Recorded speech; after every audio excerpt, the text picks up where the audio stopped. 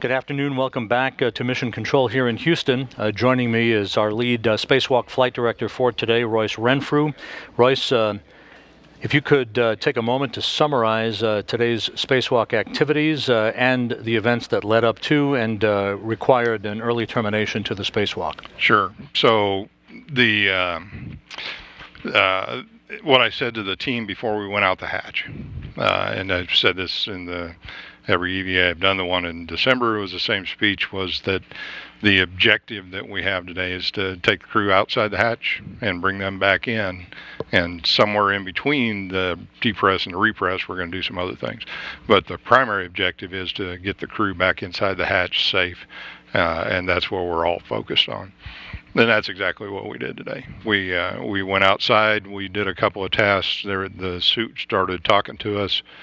We had a CO2 sensor that went fritzy on us, and then a little bit later in the EVA, Tim Kopra started seeing some water on his visor. Those are all indications that we have some water carryover in that EMU. I'm not going to try to diagnose the problem that I had with the EMU today. It was very similar to the one that we've had before, where we had water carryover into the helmet. I made the call after we started getting some water on the visor to terminate the EVA. We brought both crew back inside, ran the expedited suit off for Tim Kopra to get him out of his helmet anyway, and then we strolled back to our normal egress and post-EVA procedures for Tim Peake and Tim Kopra after that, after we got his helmet off. We did do some collection, some sample collection. We got some of the water out of the helmet, the helmet high absorbent pad that's inside the helmet now. We collected that. We used a syringe to pick up some water that was in there, took a bunch of pictures, looked at the LCVG that Tim was wearing after he came out, looked at his drink bag, looked at a bunch of different stuff. So we coordinating with our friends down in the MER, our engineering counterparts, try to get as much data gathering off of this EMU as we could, so that going forward we can go figure out what happened to this, what happened on this EVA to this EMU, so we can prevent that in the future.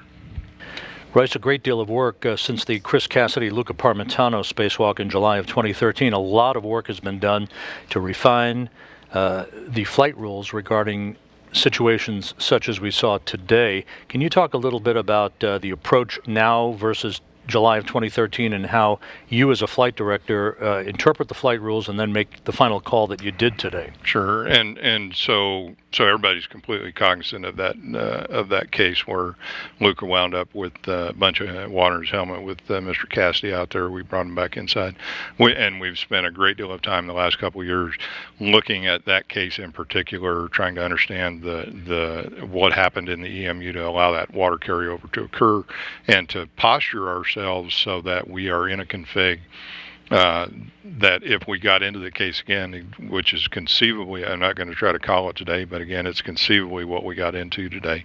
I think that demonstrates that the training that we've gone through in the last couple of years, you're talking about the flight rules, we're talking about understanding what it means when that CO2 sensor goes bad. That could be water carryover into the suit. We didn't terminate the EVA at that time because we've seen that in the past, but we did, if you remember, as we were going forward from that point, we did ask Tim Kopra to give us HAP checks more often than we had normally would have, and that's part of the training, part of the follow-on from what we did there. You see that CO2 sensor go bad, one of the legs of that fault tree says you're going to get water in the helmet, so you start asking the crew, not only are you starting to have any CO2 symptoms because I don't have a sensor there, but are you starting to feel any, if you move your head around inside the helmet, are you starting to feel any water in the HAP?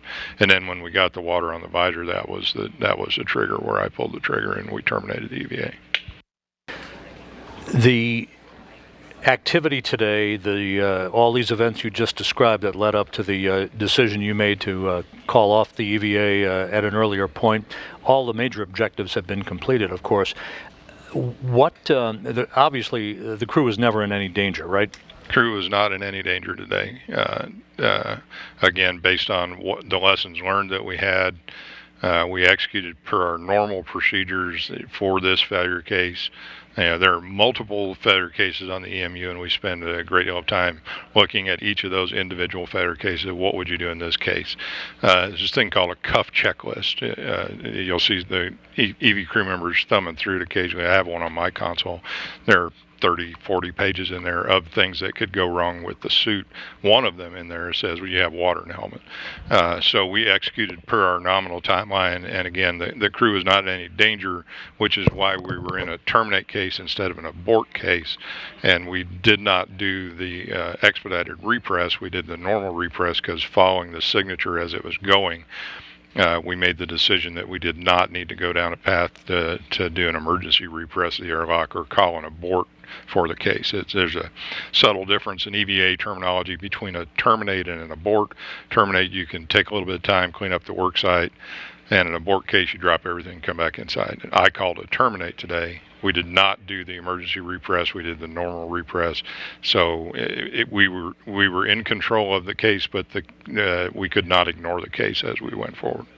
And in fact, the crew took time out to thank the team down here before the repress even began, another indication that there was time to do this in an orderly fashion.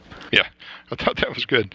Tim Kopra. So again, the objective for today's EVA was to go out and replace the sequential shunt unit on Channel 1 Bravo. And we did, and it works just fine, and that's awesome. So we managed to get our primary objective done. And while Tim was in the airlock, while we were doing that nominal repress, he took a few minutes to thank the teams for all the work that had gone into getting him out and to go do that SSU R&R. So good indication that the crew was not in imminent danger if he's giving thank you speeches at the Oscars here. And the bottom line is the engineers now go off in a CSI mode and do detective work. That's correct, and that's why it's important. You probably heard some of the calls going up between Jessica and Reed there to go get a syringe and collect the water that was in the helmet. We collected the HAP out of the helmet. We collected a bunch of pictures, and then we'll turn all that over to the engineering community along with the ops guys, and I'll sit around and see if we can figure out what happened here again to try to prevent this from happening again. But I do want to emphasize that the plans that we had, the procedures that we had, the products that we have on console, was the training that we've gone through in the last couple of years was exactly on par with what we executed today. So I was very happy about that.